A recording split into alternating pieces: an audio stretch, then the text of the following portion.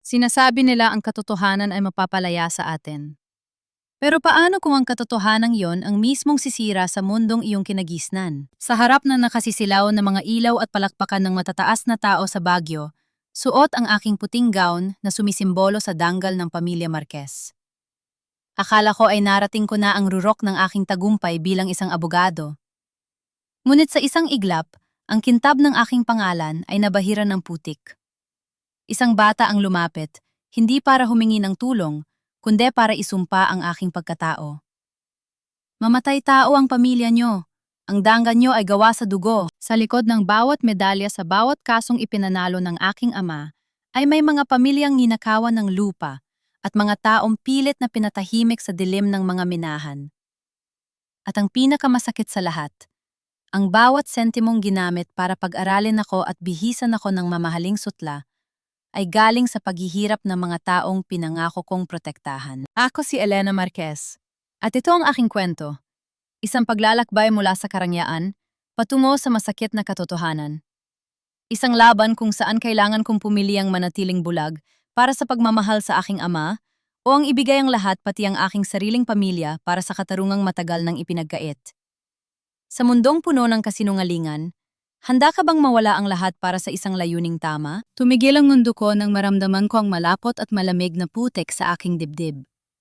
Sa gitna ng marangyang ballroom ng The Manor sa Baguio, kung saan ang bango ng mamahaling pabango at pine trees ay humahalo sa amoy, nang tagumpay isang malaking mansa ang sumira sa aking puting gown. Isang gown na nagkakahalaga ng 6 na buwang, sahod ng isang ordinaryong manggagawa simbolo ng aking dangal at katayuan bilang Lawyer of the Year. Ang malakas na palakpakan ay napalitan ng nakatutuling na katahimikan. Lahat ng mga mata, mga wes, mga politiko at ang matataas na lipunan ng Baguio ay nakatuon sa akin. Pero hindi sa akin ang aking paningin, kundi sa batang lalaking mukhang 10 taong gulang na nakatayo sa harap ko. Nanlilisik ang kanyang mga mata, nanginginig ang manipis na katawan, at ang kanyang mga kamay ay marumi pa sa putik na ibinato niya. Mamatay tao ang pamilya nyo. Ang dangal nyo ay gawa sa dugo ng mga katulad namin, ang sigaw ng bata. Ang boses niya ay basag puno ng pot na tila matagal ng kinikimkim. Bago pa man makakilos ang mga security guard, naramdaman ko ang isang kamay sa aking balikat. Mahigpit, pamilyar.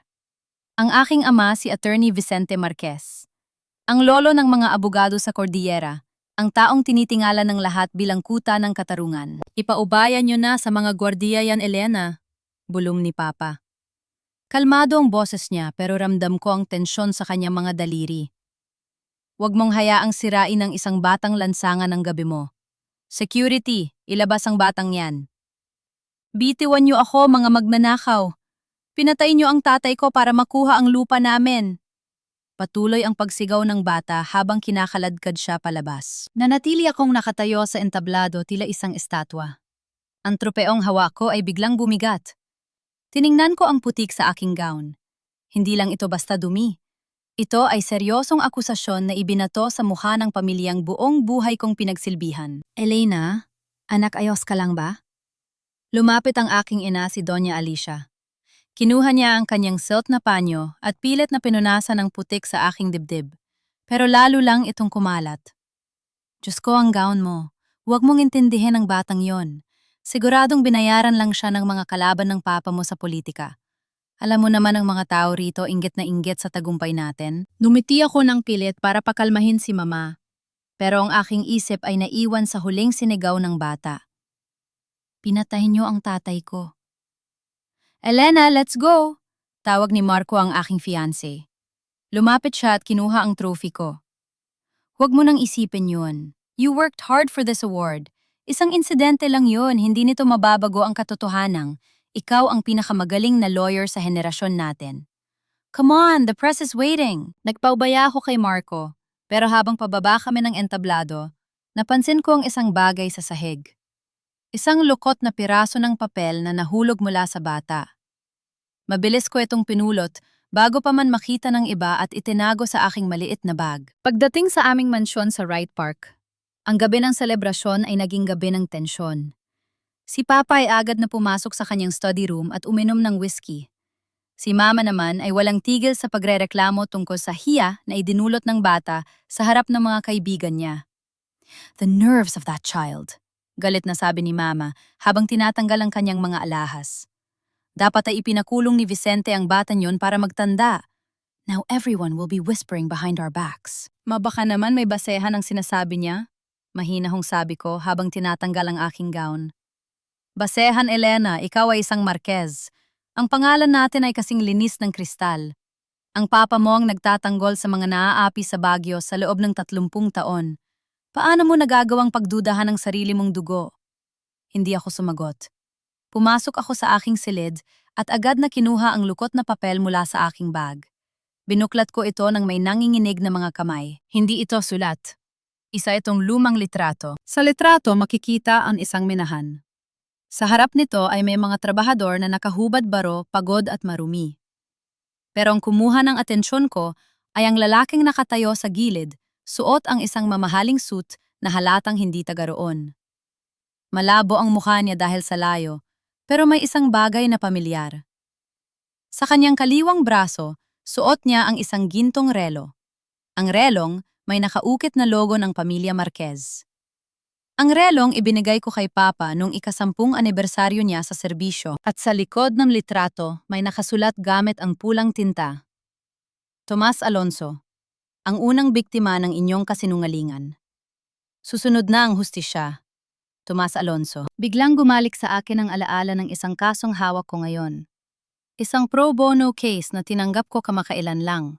Si Tomas Alonso, isang dating engineer sa Cordillera Crown Mining, na kasalukuyang nasa death row dahil sa pagpatay sa isang accountant ng kumpanya.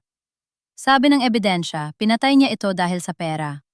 Pero sa bawat pagkakataong gumibisita ako sa kanya sa kulungan, wala siyang ibang sinasabi kundi, "Attorney Elena, hindi ako mamatay tao." Pinyatahimik nila ako dahil alam ko ang totoo. Bumilis ang tibok ng puso ko. Bakit may litrato si Papa sa lugar kung saan nagtatrabaho si Tomas? Bakit sinasabi ng bata na ang pamilya ko ang pumatay sa tatay niya?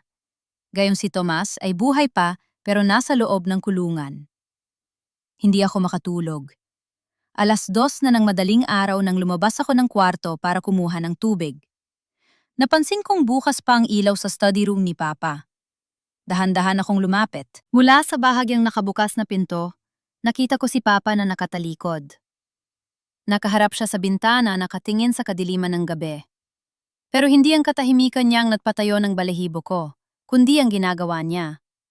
Hawak niya ang kanyang cellphone at ang boses niya ay mababa, pero puno ng otoridad. Sinabi ko na sa inyo, siguraduhin ninyong hindi makakalabas ng kulungan si Tomas Alonso.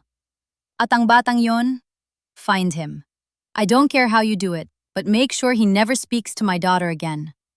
Elena is getting too close to the truth, and I will not let her destroy everything we've built for 30 years. Para akong binuhusan ng malamig na tubig. Ang aking bayani ang aking inspirasyon. Ang taong nagturo sa akin na ang katarungan ay para sa lahat. Ay siya palang nagnanakaw nito sa dilim. Sino ba talaga si Tomas Alonso? At anong katotohanan ang pilit na ibinabaon ni Papa kasama ang lalaking iyon sa loob ng rehas? Sa sandaling iyon, alam kong hindi na ako ang dating Elena Marquez. Ang putik sa aking gown ay hindi lang mansa. Ito ay paanyaya para hukayin ang lahat ng dumi na itinatago ng pamilyang mahal ko. Dahan-dahan akong umatras pilit na hindi gumagawa ng ingay.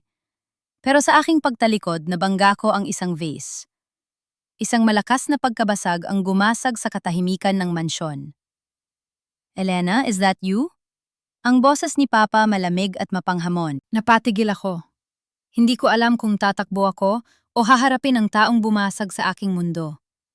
Nanigas ang buong katawan ko sa dilim habang dahan-dahang bumubukas ang pinto ng study room. Ang tunog ng nabasag na vase ay tila isang hatol ng kamatayan sa katahimikan ng gabi. Lumabas ang anino ni Papa mahaba at nakatatakot bago ko pa man makita ang kanyang muka. "Elena, bakit gising ka pa?" tanong niya. Ang boses niya ay walang bahid ng galit, pero ang kanyang mga mata ay tila sumisid sa pinakamalalim na bahagi ng aking konsensya. "Kukuha lang sana ako ng tubig, Papa." Pilit kong pinatatag ang aking boses. Yumuko ako para pulutin ang mga piraso ng nabasag na kristal. "Pasensya na, medyo madilim kaya hindi ko napansin ang vase." Lumapit siya sa akin. Sa ilalim ng malabong ilaw ng hallway, nakita ko ang gintong relo sa kanyang braso. Ang parehong relo sa litratong hawak ko. Biglang uminit ang aking palad. Hayaan mo na yan sa mga katulong bukas. Baka masugatan ka pa. Sabi niya habang hinahawakan ang aking siko para patayuin ako. Tiningnan niya ako ng matagal. Masyado kang tensyonado dahil sa nangyari sa party. Huwag mong dibdibin ang sinabi ng batang yon. Sinasabi ko sa'yo, baka na lang yun ng mga taong gustong sirain ang pamilya natin. Gusto ko siyang tanungin. Gusto ko ipakita ang litrato at itanong kung bakit kailangan niyang patahimikin ang isang bata. Pero ang takot ay mas matimbang kaysa sa tapang ko sa sandaling iyon. Opo, Papa. Magpapahinga na po ako. Sagot ko at mabilis na tumalikod. Ramdam ko ang kanyang paningin na nakatusok sa aking likuran hanggang sa makapasok ako sa kwarto. Kinabukasan ng almusal ay hindi naging payapa. Nakalatag sa hapag ang mga dyaryo sa Baguio at sa front page ay ang litrato ko na may mansa ng putik sa aking puting gown. Ang headline, Dangal ng mga Marquez na Bahiran. This is unacceptable. Padabog na ibinaba ni Mama ang kanyang tasa. Vicente, kailangang malinis ang pangalan natin. Ang mga kaibigan ko sa country club, hindi tumitigil ang pag-ring ng phone ko. Don't worry, Alicia. Inayos na ng PR team ang lahat. Mahinahong sagot ni Papa habang nagbabasa ng legal brief. Pagkatapos ay tumingin siya sa akin. And Elena, I think it's best if you drop the Tomas Alonzo case. Napatigil ako sa paghiwa ng aking pagkain. Bakit po? I promised the court to represent him pro bono. Dahil ang kasungyan ang dahilan kung bakit tayo inaatake. Madiing sabi ni Papa. Ang pamilya ng biktima ang mga investors ng Cordillera Crown, lahat sila ay nagagalit dahil isang Marquez ang nagtatanggol sa isang mamatay tao. It's bad for business, Elena. It's bad for our legacy. Pero Papa, may mga butas sa ebidensya laban kay Tomas. Enough. Itinaas ni Papa ang kanyang kamay. Hindi mo ba naiisip ang sakripisyo ko para marating mo ang kinaroroonan mo ngayon? Huwag mong sayangin ang karera mo para sa isang taong wala namang maibabayad sa'yo, kundi kahihiyan. Bago pa ako makasagot, tumating si Marco. Pumasok siya na may dalang mga bulaklak, pero ang kanyang mukha ay seryoso. Tito Vicente, Tita Alicia, good morning. Bati niya bago bumaling sa akin. Elena, can we talk? Sa labas lang. Naglakad kami patungo sa garden. Ang hamog ng Baguio ay malamig sa balat, pero ang tensyon sa pagitan namin ay mas nakakapaso. Elena, narinig ko ang utos ng papa mo. Simula ni Marco habang hinahawakan ang aking mga kamay. Sumunod ka na lang sa kanya. Our wedding is in 2 months. Ayaw ko namang ang usapan sa reception natin ay tungkol sa isang kriminal. We're going to start a family, Elena. Think about our future. Marco, abogado rin ako. Hindi ko pwedeng iwan ang kliyente ko dahil lang sa sinasabi ng ibang tao. Sagot ko pilit na kumakawala sa kanyang hawak. Kahit na ang pamilya mo ang kapalit. Lumapit siya sa akin, ang boses niya ay naging pabulong. Alam mo ba kung gaano kahirap pigilan ng Cordillera Crown na wag idemanda ang firm nyo dahil sa pakikialam mo? I am doing this to protect you, Elena. Please just give the file to me.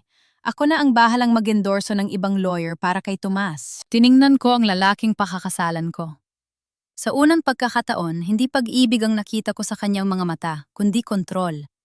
Parang may kung anong kumurot sa puso ko. May alam ba siya, bahagi ba siya ng plano ni Papa? Pag-iisipan ko, tipid kong sagot. Nang umalis si Marco, hindi ako pumasok sa loob. Naglakad ako paikot sa likod ng mansyon malapit sa incinerator kung saan sinusunog ang mga lumang basura. Doon nakita ko si Papa. Nakatayo siya sa harap ng apoy, may hawak na makapal na folder. Isa-isa niyang itinatapon ang mga papel sa loob nito. Ang hangin ay umihip at isang piraso ng papel na medyo nasunog ang lumipad patungo sa aking direksyon. Agad ko itong tinapakang mabuti at mabilis na kinuha nang makapasok na si Papa sa loob. Ito ay bahagi ng isang payroll sheet. Cordillera Crown Mining, Confidential Payments. Sa ilalim may isang pangalan na hindi ko inaasahan, Vicente Marquez, Consultant. Bumagsak ang balikat ko. Si Papa ay hindi lang abogado ng kumpanya. Tumatanggap siya ng lihim na bayad mula sa kanila habang si Tomas ay nabubulok sa kulungan. Wala nang urong ito. Agad akong nagmaneho patungo sa Baguio City Jail. Sa loob ng bisitahan, nakaupo si Tomas Alonso sa likod ng rehas na bakal. Ang kanyang muka ay mas payat kaysa noong huli kaming nagkita at ang kanyang ubo ay tila mas malalim. Attorney Elena, akala ko ay hindi ka na darating, mahinang sabi ni Tomas. Narinig ko ang nangyari sa party. Ang anak ko, ang batang yon, pasensya na po. Anak mo siya, Tomas? Tanong ko. Bakit niya tinawag na mamatay tao ang pamilya ko? Tumingin sa paligid si Tomas, tinitiyak na walang nakikinig na gwardiya. Dahil nakita niya, attorney. Nakita niya ang papa mo noong gabing patayin ng accountant. Hindi si Tomas Alonso ang pumatay, attorney. Ako ang sinisisi dahil ako ang nakakita kung sino ang totoong may hawak ng baril. Sino, Tomas? Sabihin mo sa akin ang totoo. Humawak si Tomas, sa rehas ang kanyang mga mata ay puno ng pait. Ang akala niyo ba ay tagapagtanggol ng batas ang papa niyo, nagkakamali kayo? Si Attorney Vicente Marquez ay hindi tagapagtanggol. Siya ang tagasulat ng batas para sa mga mayayaman. Noong gabing yon, hindi siya naroon para magligtas. Naroon siya para linisin ang kalat ng kumpanya. At ang kalat na yon, ako ang piniling itapon. Napahawak ako sa aking dibdib. Ang bawat salita niya ay tila isang balang tumatama sa aking puso. Huwag kayong magtiwala sa kahit kanino sa mansyon na yon, Attorney Elena. Babala ni Tomas. Dahil sa sandaling malaman nilang alam nyo na ang totoo, hindi na kayo ituturing na anak. Ituturing na kayong banta. Lumabas ako ng kulungan na parang isang ligaw na kaluluwa. Ang langit ng bagyo ay nagdidilim, nagbababadya ang malakas na ulan. Sa aking pag-uwi, isang itim na sasakyan ang tila sumusunod sa akin mula pa sa city jail. Alam ko na ang totoo. Pero ang tanong ay, may lakas ba ako ng loob na kalabanin ang sarili kong dugo? Mabilis kong pinihit ang manibela ng aking sasakyan sa mga palikolikong kalsada ng Baguio. Ang hamog ay tila mga daliri ng multong kumakapit sa aking windshield, lalong nagpapalabo sa paningin ko. Pero hindi ang hamog ang kinatatakutan ko, kundi ang itim na SUV na kanina pa nakabuntot sa akin mula nang lumabas ako sa city jail. Sino ang nasa loob niyon? Ang mga tauhan ba ng Cordillera Crown? O ang mga tauhan mismo ng aking ama? Nang marating ko ang mansyon, mabilis akong pumasok at hindi na lumingon pa. Ang bawat kaluskos na mga puno ng pino sa paligid ay tila bulong ng babala. Pagpasok ko sa sala, bumungad sa akin ang isang tanawing mukhang payapa, pero puno ng panganib ang aking pamilya at si Marco. Masayang nag-uusap habang nagsaa. Elena? Anak, saan ka galing? Kanina ka pa namin tinatawagan. Bungad ni Mama na may malapad na ngiti pero ang kanyang mga mata ay mapanuri. Nagpahangin lang po ako, Ma, pagsisinungaling ko. Inilapag ko ang aking bag sa sofa. Pilit na itinatago ang panginginig ng aking mga kamay. Nagpahangin sa tapat ng city jail. Malamig na singit ni Papa. Ibinaba niya ang kanyang tasa ng tsaa at tumingin sa akin. Nakita ng driver ko ang sasakyan mo roon, Elena. Akala ko ba ay malinaw ang usapan natin kaninang umaga? Napako ako sa aking kinatatayuan. Ang itim na SUV, ang driver ni Papa ang sumusunod sa akin. Ang sarili kong ama, pinapabantayan ang sarili niyang anak. Papa, kailangan kong tapusin ang obligasyon ko kay Tomas. Bilang abogado, hindi ko pwedeng talikuran ang kliyente ko ng walang sapat na dahilan. Matapang kong sagot, kahit na ang puso ko ay parang gustong tumalon sa kaba. Tumayo si Papa at lumapit sa akin. Ang dahilan ay ang kaligtasan ng pamilyang ito, Elena. Hindi mo ba naiintindihan ang mga Alonso ay mga panggulo? Binibigyan mo sila ng pagkakataong hiyain tayo. O ang pagkakataong ilabas ang katotohanan. Mabilis kong hirit. Natahimik ang buong sala. Maging si Marco ay napatayo at lumapit sa akin, hinawakan niya ang aking balikat 1 kilos na dati ay nagpapakalma sa akin, pero ngayon ay tila isang hawak na nagkukulong. Elena, darling, stop this, mahina hong sabi ni Marco. Gabi na. Bakit hindi muna natin pag-usapan ang catering para sa kasal natin? Dumating na ang menu mula sa hotel. Let's focus on us, not on some criminal. How can I focus on a wedding, Marco, kung ang taong pinangako kong ipagtatanggol ay maaring mamatay sa loob ng kulungan dahil sa kasinungalingan? Tinitigan ko siya ng diretso sa mata. O baka namang alam mo rin ang totoo, kaya mo ako pinatitigil. Bahagyang nanginig ang panga ni Marco. Isang segundong galit ang dumaan sa kanyang mga mata bago ito napalitan ng pilit na ngiti. I'm just worried about you, Elena, that's all. Hayaan mo muna siya, Marco. Utos ni Papa. Elena, pumasok ka na sa kwarto mo. At huwag mong kakalimutan ang lahat ng tinatamasa mo ang pangalang Marquez na daladala mo ay galing sa paghihirap ko. Huwag mong hayaang ang isang maling desisyon ang sumira sa lahat ng utang na loob mo sa akin. Utang na loob.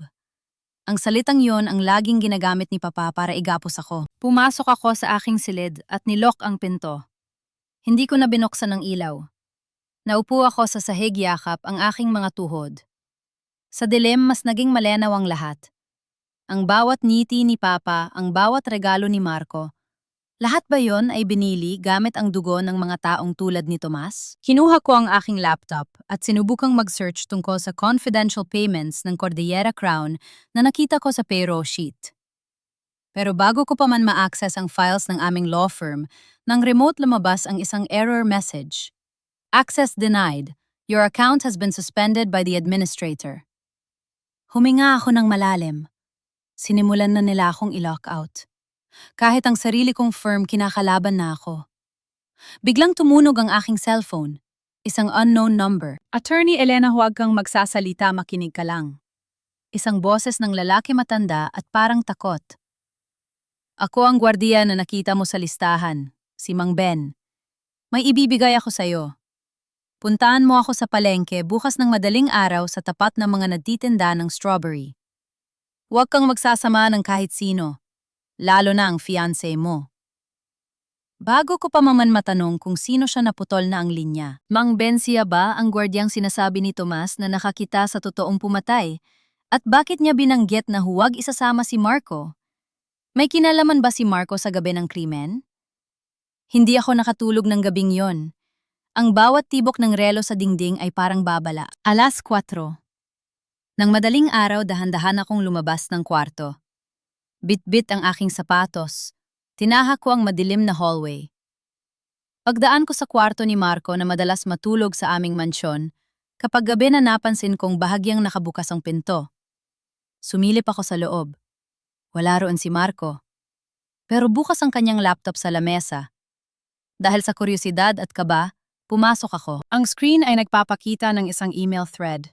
Ang recipient, Attorney Vicente Marquez. Ang subject, Elena's investigation progress. Binasa ko ang huling email mula kay Marco. Don't worry, Tito. I have her phone tracked. I will make sure she doesn't meet anyone tomorrow. If she gets too stubborn, I'll handle it my way. Naramdaman ko ang panlalamig ng aking mga kamay. Ang lalaking pakakasalan ko ay spy ng aking ama. Ang bawat paglalambing niya, ang bawat yakap. Lahat yon ay para lang mabantayan ang bawat galaw ko. Biglang gumukas ang pinto ng banyo sa loob ng kwarto ni Marco. Elena! Napatayo ako at lumingon. Nakatayo si Marco roon. Tanging tuwalya lang ang suot, ang buhok ay basa pa. Tiningnan niya ang laptop pagkatapos ay tumingin sa akin.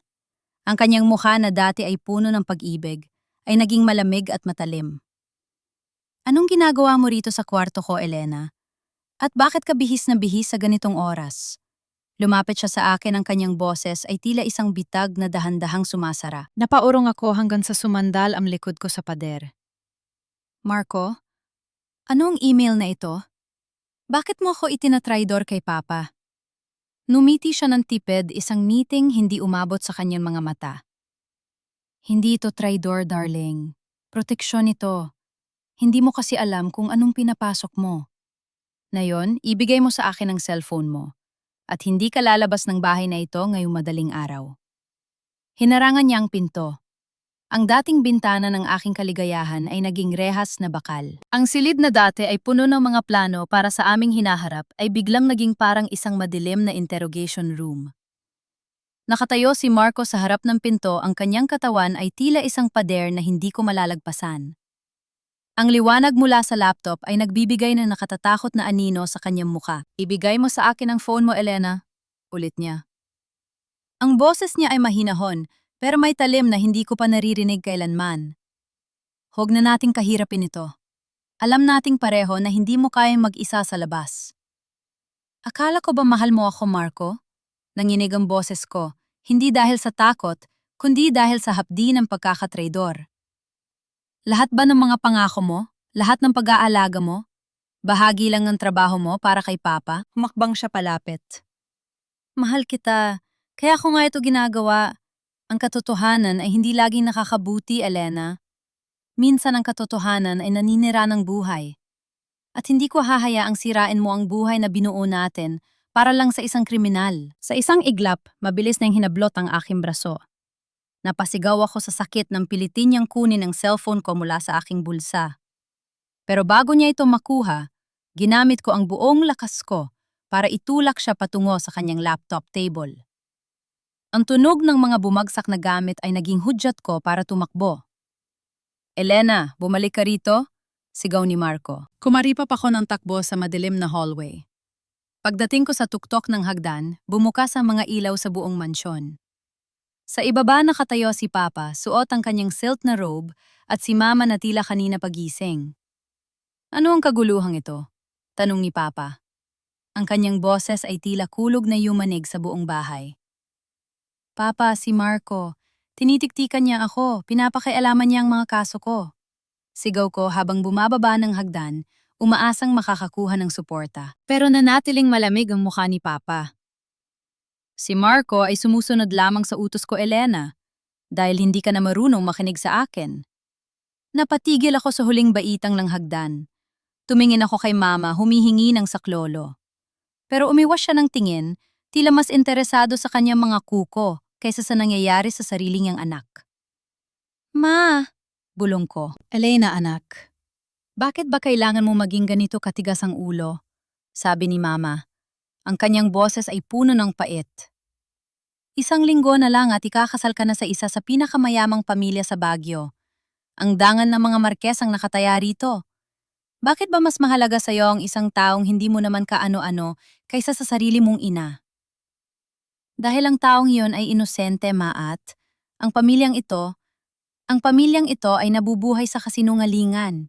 Sigaw ko. Isang malakas na sampal ang dumapo sa aking pisingi.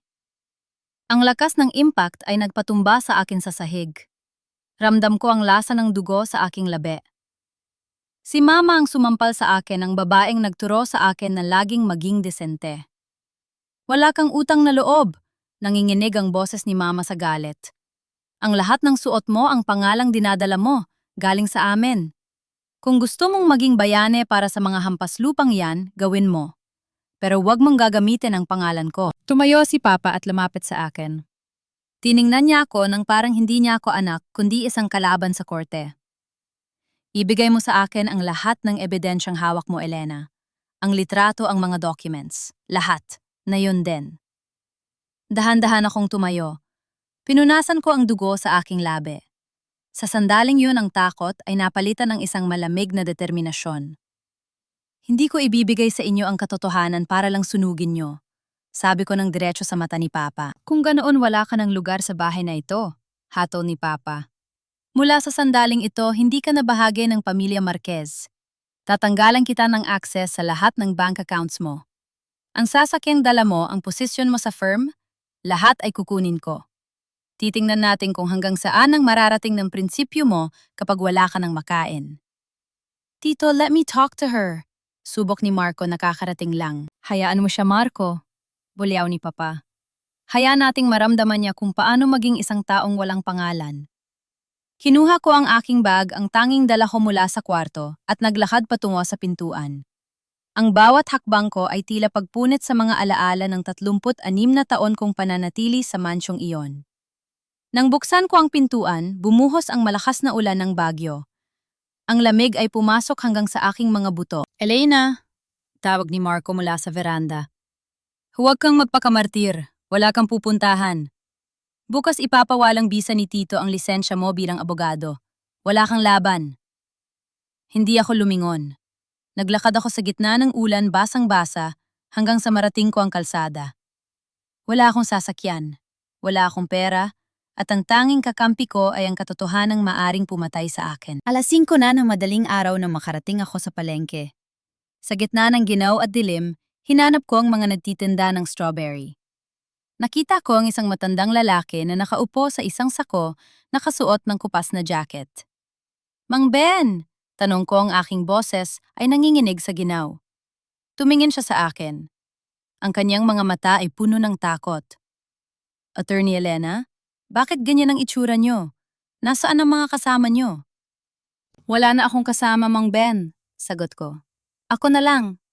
Sabihin niyo sa akin, ano ang nakita niyo nung gabing patayan ng accountant? Huminga ng malalim ang matanda. Kinuha niya ang isang lumang digital camera mula sa loob ng kanyang jacket. Hindi lang ako nakakita, attorney. Nakuhanan ko rin. Pero kailangan nating umalis dito. May mga taong kanina pa nakamasid sa akin. Bago pa kami makakilos isang puting, fanong mabilis na huminto sa harap namin. Bumukas ang pinto at lumabas ang tatlong lalaking nakamaskara. Ang kamera! Ibigay niyo ang kamera! Sigaw ng isa. Hinila ko si Mang Ben patungo sa masisikip na eskinita ng palengke. Takbo, Mang Ben! Huwag kayo hihinto! Sa gitna ng ulan putik at kaguluhan ng palengke, nagsimula ang isang habulan na magpapasya sa aking kapalaran. Wala na akong pamilya. Wala na akong proteksyon. Ang tanging hawak ko ay ang pag-asa na ang katotohanan ito ang magpapalaya sa lahat o tuluyang uubos sa amin. Naiwan ang isang sapatos ko sa malapot na putik ng palengke habang hinihila ko si Mang Ben patago sa likod ng mga naglalakihang sako ng patatas. Hingal na hingal ako, ang bawat hininga ko ay bumubuo ng usok sa ginaw ng madaling araw sa Baguio. Rinig ko ang mabibigat na yabag ng mga lalaking nakamaskara, ang tunog ng kanilang mga bota sa semento, ay tila tibok ng kaba sa aking dibdib. Dito, attorney! Bulong ni Mang Ben. Pinasok namin ang isang masikip na eskinita na tanging mga taga-roon lang ang nakakaalam. Ang amoy ng bulok na gulay at malansang isda ay humahalo sa amoy ng ulan, pero wala na akong pakialam. Ang dating attorney Elena Marquez na maarte sa suot at amoy ay wala na. Ang tanging natitira ay isang babaeng takot na mamatay nang hindi na ilalabas ang totoo. Matapos ang halos 20 minutong pagpapaikot-ikot, nakarating kami sa isang maliit na dampa sa gilid ng isang bangin malayo sa mga sementadong kalsada ng sentro.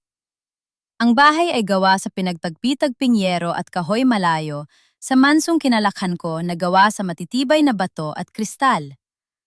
Pasok kayo, attorney, pasensya na sa ayos ng bahay ko, sabi ni Mang Ben habang kinakandado ang pinto gamit ang isang kalawanging kadena. Napaupo ako sa isang lumang bangko. Basang-basa ang aking blusa, ang aking buhok ay nakadikit sa aking muka at ang aking paa ay madumi at may sugat. Tiningnan ko ang aking mga kamay, nanginginig ang mga ito. Hindi lang dahil sa ginaw, kundi dahil sa katotohanang sa isang gabi naging palaboy ako. Bakit niyo ito ginagawa, Mang Ben? Pwede kayong mamatay dahil sa kamera na yan?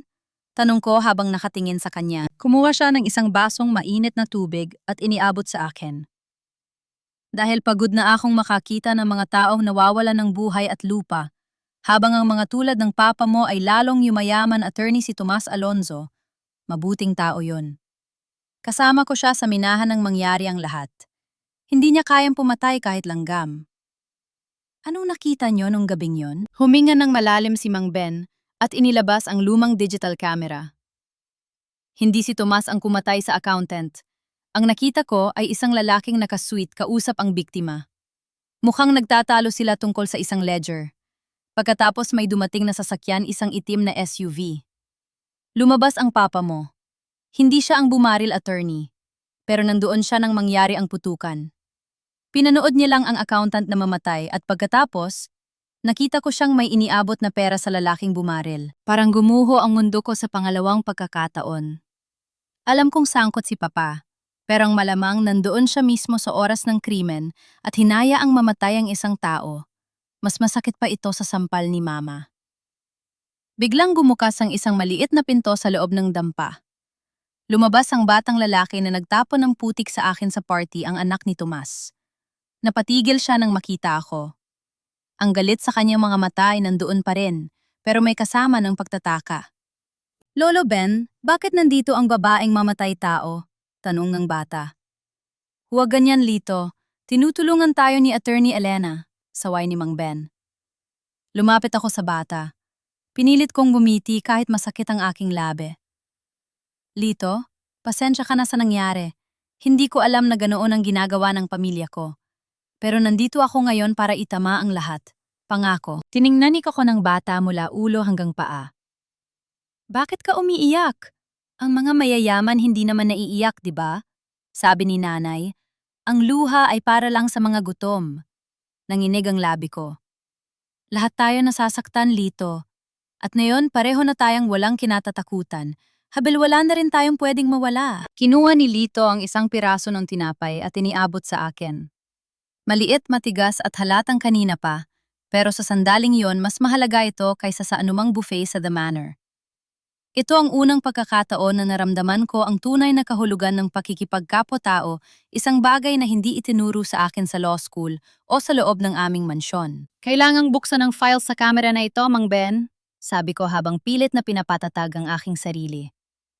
Kung may litrato roon ng lalaking bumarel o ng papa ko, sapat na yon para sa isang petition for review sa korte. May problema, attorney, malungkot na sabi ni Mang Ben. Nasira ang screen nito nang habulin tayo kanina. At ang memory card, may password.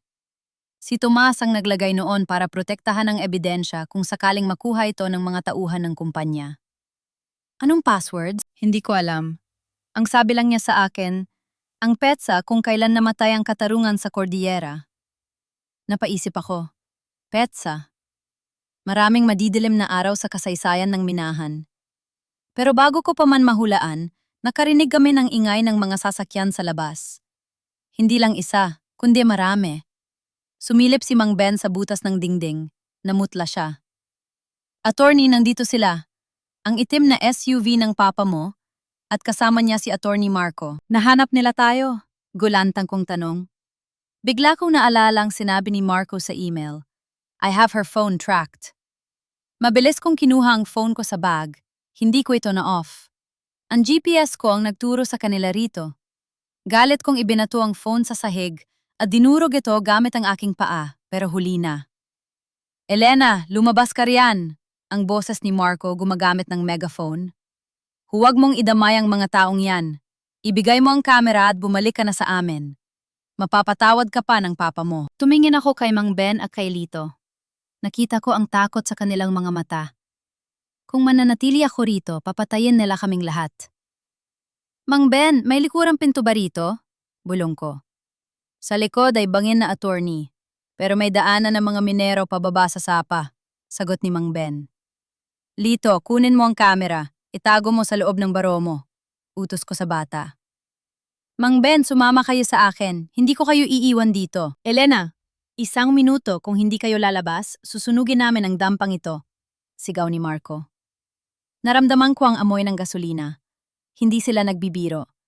Para kay Papa at Marco, ang buhay ng isang matanda at isang bata ay walang halaga, kumpara sa bilyong pisong mawawala sa kanila kapag lumabas ang totoo. Takbo! Sigaw ko sabay tulak sa kanila sa maliit na lagusan sa likod, eksakto nang marinig ko ang pag-aapoy ng paligid. Sa likod ko ang tanging kanlungan ni Mang Ben ay nagsimulang lamunin ng apoy. Ang init ay humahalik sa aking likuran, simbolo ng tuluyang pagputol ng ugnayan ko sa aking nakaraan. Ngayon wala na akong sapatos, wala na akong pera, at hinahabol ako ng mga taong dati kong minahal. Pero habang hawak ko ang kamay ni Lito sa gitna ng dilim at dulas ng dalisdis, alam ko ang isang bagay. Ang katarungan ay hindi matatagpuan sa loob ng korte na kontrolado ni Papa. Ang katarungan ay nasa mga kamay naming tatlo, ang mga taong itinapon na ng lipunan. Naramdaman ko ang matatalim na bato at tuyong sanga na humihiwa sa talampakan ng aking mga paa, habang mabilis kaming bumubulusok pababa sa madulas na dalistis. Ang ulan ay naging ambon na lamang, pero ang ginaw sa Baguio ay tila mas lalong tumitindi na nunuot sa aking basang damit. Sa likuran namin ang kulay kahel na liwanag mula sa nasusunog na dampa ni Mang Ben ay unti-unting lumiliit, pero ang usok nito ay tila sumusunod sa amin paalala ng kalupitang kayang gawin ng sarili kong ama. Dito, attorney, sa loob ng lumang tanaw na ito, hingal na bulong ni Mang Ben. Hinila niya kami ni Lito sa isang butas na natatakpan ng makakapal na baging at damo. Isa itong lumang drainage tunnel mula sa panahon pa ng mga Amerikano, madilim mabaho ang amoy ng kinalawang na bakal at basang lupa. Pero ito ang tanging lugar na hindi nila agad maiisip na pasukin. Napaupo ako sa malamig at mabasang semento. Ang hininga ko ay mabilis at mababaw. Tiningnan ko ang aking mga paa, puno na ito ng sugat at dumi. Ang kuko ko sa hinlalaki ay bahagyang natanggal at dumadaloy ang dugo na humahalo sa putik. Pero wala akong naramdamang hapdi. Mas masakit ang katotohanang bawat taong minahal ko ay naging mitsa ng panganib sa buhay ko ngayon. Lito ang kamera, tanong ko habang nanginginig ang boses. Inilabas ng bata ang kamera mula sa kanyang baro. Ligtas ito tuyo at tila ang tanging kayamanang natitira sa amin sa mundong ito. Sinubukan kong pindutin ang power button. Nag-on ito at muling lumabas sa screen ang hinihinging password. Password. Ang petsa kung kailan namatay ang katarungan sa Cordillera. Mang Ben, kailan ba nagsimula ang pag-atake ng Cordillera Crown sa mga lupain nyo? Tanong ko. Matagal na, attorney. Pero ang pinakamasakit na araw ay noong July 14, 2018. Iyon ang araw ng Ambuklao Massacre. 5 leader na mga katutubo ang pinatay sa harap ng kanilang mga pamilya para lang pirmahan ng waiver ng lupa. Walang nakulong. Walang napanagot. Ang papa mo ang tumayong abogado ng kumpanya noon. July 14, 2018. Biglang tumigil ang tibok ng puso ko.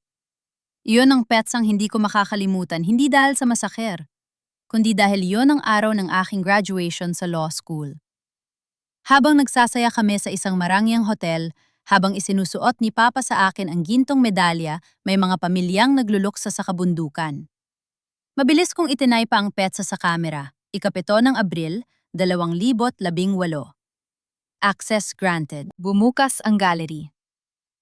Pero bago ko pa makita ang mga litrato ng krimen, may isang folder na naka-highlight, Scholarship Funds, Marquez. Dinala ko ng aking kuryosidad na buksan ang folder na yon. Ang bawat file ay mga scanned receipts at bank transfers. Binasa ko ang mga detalye, at sa bawat linyang nababasa ko, tila tinutusok ng libu-libong karayom ang aking konsensya.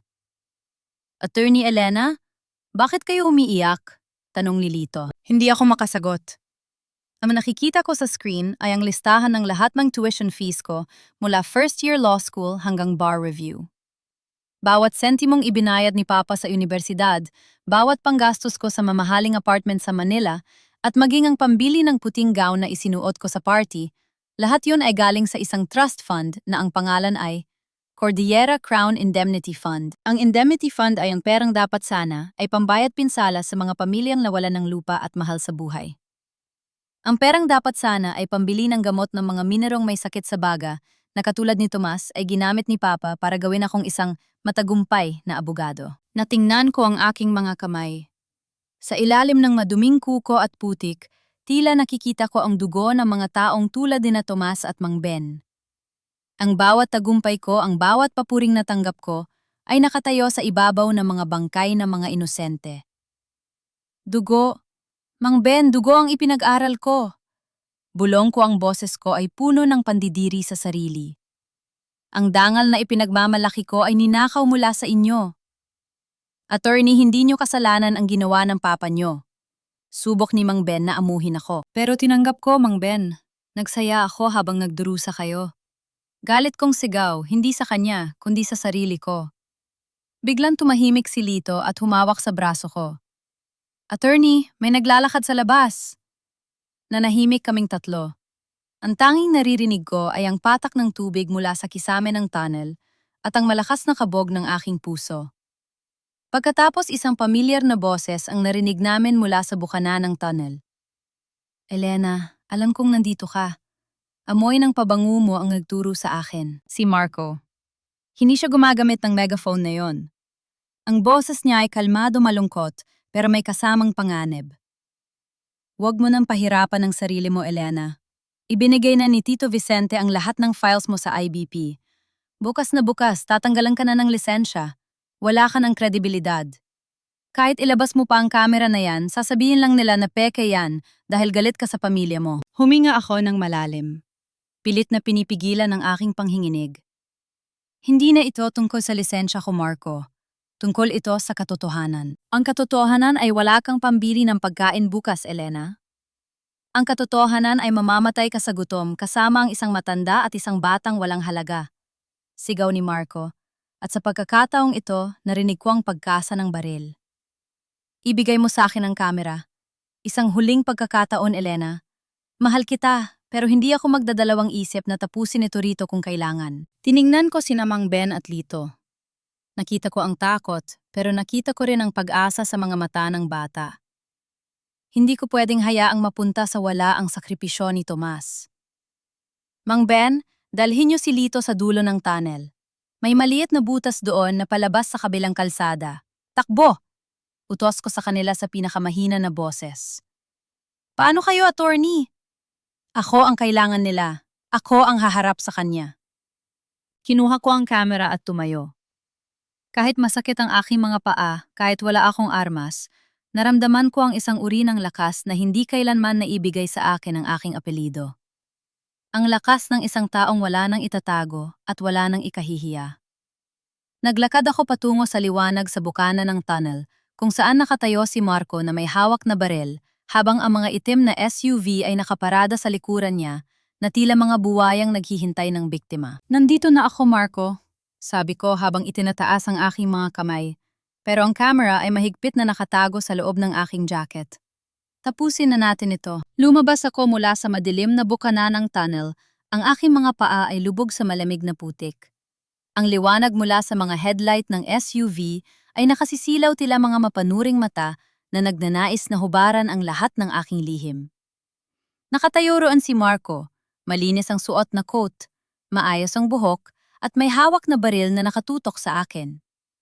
Isang malaking kaibahan sa akin na basang-basa, marumi at sugatan. Tingnan mo ang sarili mo, Elena, pait na sabi ni Marco. Ang boses niya ay nanginginig, hindi ko alam kung dahil sa galit o sa awa. Isang Marquez nakikipagtago sa mga daga sa ilalim ng lupa. Para saan? Para sa isang kamera na wala namang pakikinggan. Tumayo ako ng tuwid, binaliwala ang hapdi ng aking mga sugat. Ito ang totoong Elena Marco. Wala nang puting gown, wala nang maskara. Nakikita mo na ba ang babaeng pinangako mong pakakasalan? O ang nakikita mo lang ay ang balakid sa mga ambisyon niyo ni Papa? Elena, please. Ibigay mo na sa akin yan. Hakbang niya palapit pero nanatling nakataas ang kanyang baril. Pinapangako ko hindi ka sasaktan ni Tito Vicente. Ibabalik ka namin sa Maynila, magpapahinga ka, at pagkatapos ng ilang buwan, malilimutan din ng mga tao ito. Magpapakasal pa rin tayo. Natawa ako, isang tawang puno ng pait na umalingaw-ngaw sa paligid. Magpapakasal sa lalaking nag-track sa phone ko para ipakulam ang dampa ng isang matanda. Sa lalaking alam na ang bawat sentimong ipinambili ng singsing na ito ay galing sa dugo ng mga minerong pinatay nyo. Napatigil si Marco. Ang kanyang panga ay tumigas. Hindi mo naiintindihan ang negosyo, Elena. Sa mundo natin, kailangang may magsakripisyo para ang iba ay mabuhay ng marangya. Iyon ang batas ng buhay. Hindi, Marco. Iyon ang batas ng mga magnanakaw, sagot ko. Inilabas ko ang kamera mula sa aking jacket pero hindi ko ito iniabot. Alam ko na ang tungkol sa indemnity fund. Alam ko na ang lahat ng pag-aaral ko. Ang karanyaan ko ay ninakaw mula sa mga pamilyang winasap nyo. Ikaw, alam mo rin ba? Umiwas ng tingin si Marco at doon ko nakuha ang sagot. Alam niya. Lahat sila alam nila. Ako lang ang tanging bulag sa loob ng mansyong iyon. Dahil ba doon kaya kailangang mamatay ni Tomas Alonso sa loob ng kulungan? Dahil ba doon kaya kailangang patahimikin ng accountant? Tanong ko, ang boses ko ay naging matalim na parang balisong. Sino ang bumaril sa kanya? Marco? Si Papa ba? O ang mga tauhan ng kumpanya? Hindi si Tito Vicente ang bumaril, sigaw ni Marco, tila nawawala na ng pasensya. Sino? Sabihin mo sa akin. Nanahimik ang paligid. Ang tanging naririnig ay ang patak ng ulan at ang pag-ugong ng mga makina ng sasakyan. Pagkatapos isang malamig na ngiti ang sumilay sa mga labi ni Marco. Gusto mo talagang malaman? Sige. Ang accountant, balak ning ilabas ang ledger ng mga lihim na transaksyon ni Tito Vicente. Hindi lang Cordillera Crown ang madadamay, kundi ang buong dangal ng mga Marquez. Noong gabing yun sa minahan, nandun ako para kausapin siya. Pero matigas ang ulo niya. Tinangka ning tumakas. Huminto si Marco at tumingin sa kanyang mga kamay na may hawak na baril. Nandun si Tomas Alonso. Nakita niya ang lahat. Pero hindi ang papa mo ang gumaril, Elena. Ako. Ako ang gumawa para sa pamilya niyo. Ako ang nagprotekta sa kinabukasan mo. Parang huminto ang pintig ng puso ko. Ang lalaking niyakap ko, ang lalaking pinangarap kong makasama habang buhay ay isang mamamatay tao. Hindi lang siya spy. Siya ang mismong kamay na pumatay sa katarungan. Mamamatay tao ka. Bulong ko ang luha ay muling dumaloy sa aking pisingi, humahalo sa dumi at ulan. Ginawa ko yon para sa atin, sigaw ni Marco, at sa pagkakataong ito naramdaman ko ang tunay na panganib. Ang kanyang mga mata ay wala ng bahid ng pag-ibig kundi desperasyon. Ngayon, ibigay mo sa akin ang kamera na yan o sisiguraduhin kong hindi ka na makakalabas sa tunnel na ito ng buhay. Huwag mong gagawin yan, Marco! Isang boses ang narinig namin mula sa likuran ng mga sasakyan. Lumabas ang aking ama, si Attorney Vicente Marquez. Nakasuot siya ng makapal na overcoat, ang kanyang mukha ay seryoso at walang emosyon. Papa, bulong ko. Marco, ibaba mo ang baril, utos ni Papa. Pero tito, nasa kanyang ebidensya. Sinabi ko, ibaba mo ang baril, bulyaw ni Papa. Pagkatapos ay tumingin siya sa akin. Elena anak, pumasok ka sa sasakyan. Uuwi na tayo. Pag-uusapan natin ito ng mahinahon. Wala na tayong dapat pag-usapan, Papa, sabi ko habang humahakbang paatras patungo sa tunnel. Narinig ko na ang lahat. Alam ko na ang ginawa ni Marco at alam ko na pinagtakpan mo siya. Ginamit niyo si Tomas Alonso para maging pain sa sarili niyang krimen. Ginawa ko ang lahat para sa'yo. Galit na sabi ni Papa. Lahat ng nakamit mo, lahat ng dangal na mayroon ka ay dahil sa mga desisyong ginawa ko. Huwag kang magmalinis, Elena. Bawat hibla ng damit na suot mo ay galing sa perang. Sinasabi mo madumi. Kaya nga hubad na ako ngayon, Papa. Sigaw ko itinuro ang aking maruming anyo. Wala na akong suot na galing sa inyo. At ang dangal na sinasabi niyo ngayon, ko lang naramdaman ang tunay na dangal mula nang iwan ko ang mansyong iyon. Sa isa man mabilis na pagkakataon, itinaas ko ang kamera. Nandito ang lahat, Papa.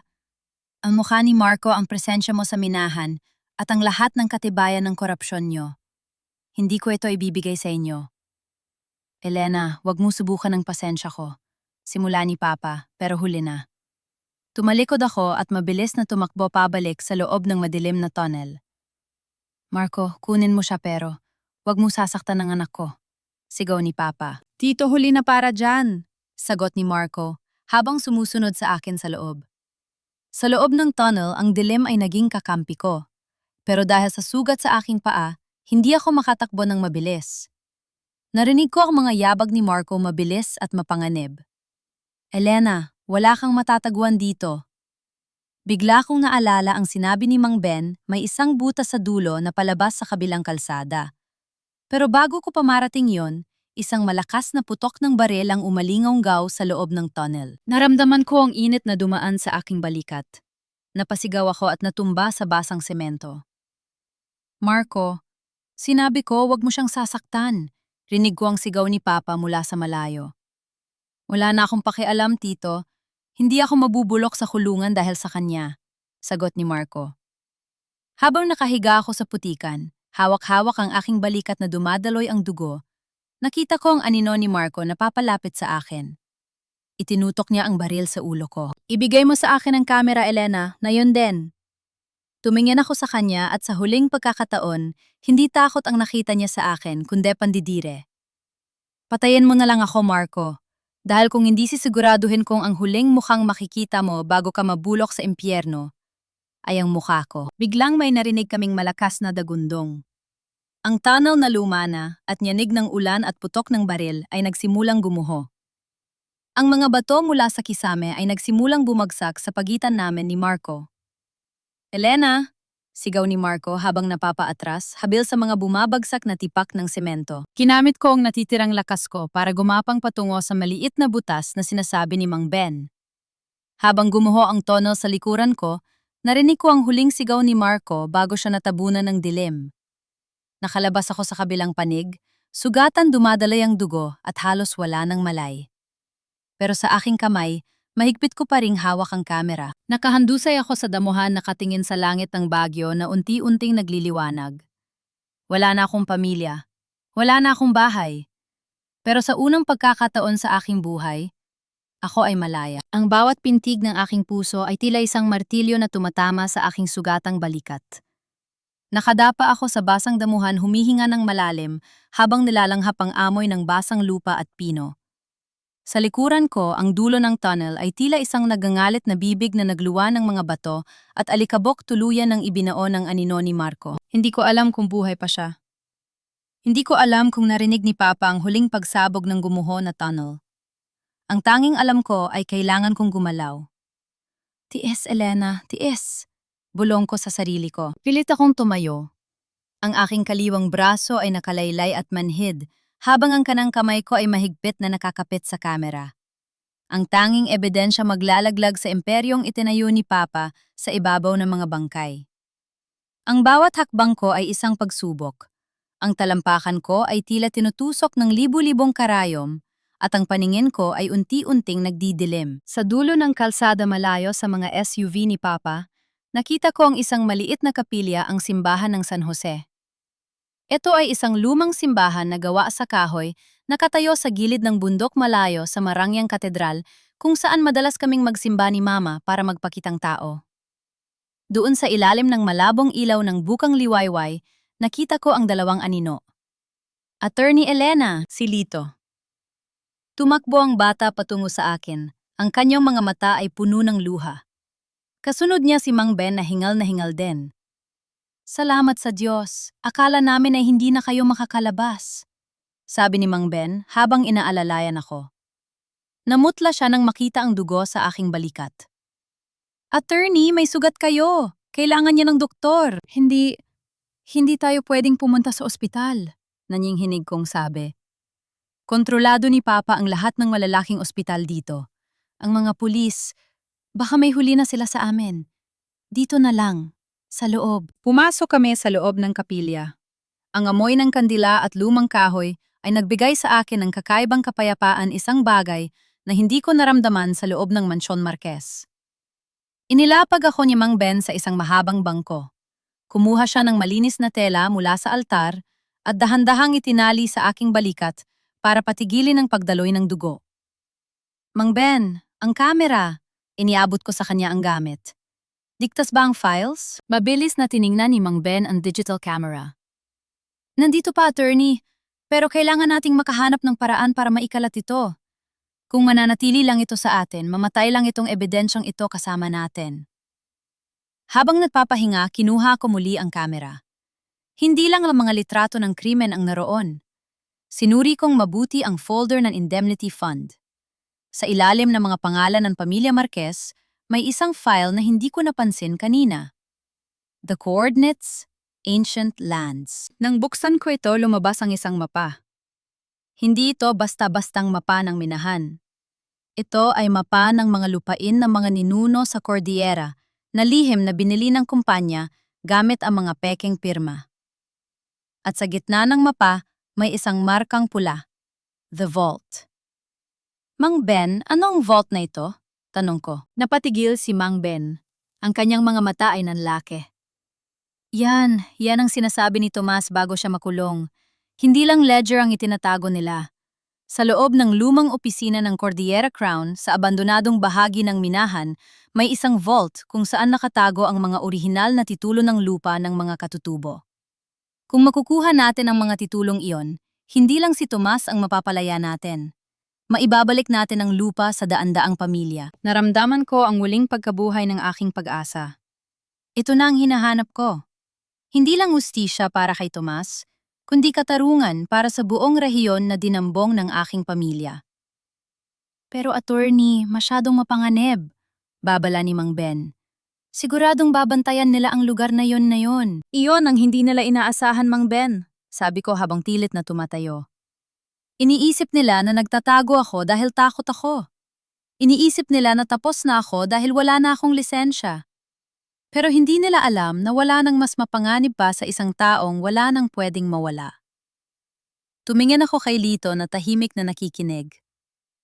Lito, gusto mo bang makitang tatay mo na malaya? Tumango ang bata, pinunasan ng kanyang mga luha. Opo, attorney. Gusto ko na siyang makasama. Kung ganun kailangan nating makuha ang mga titulong iyon. Biglang tumunog ang malaking kampana ng simbahan hudyat ng 6:00 ng umaga. Pero kasabay nito, narinig namin ang tunog ng mga sirena mula sa malayo. Hindi lang ambulance, kundi mga sasakyan ng pulis.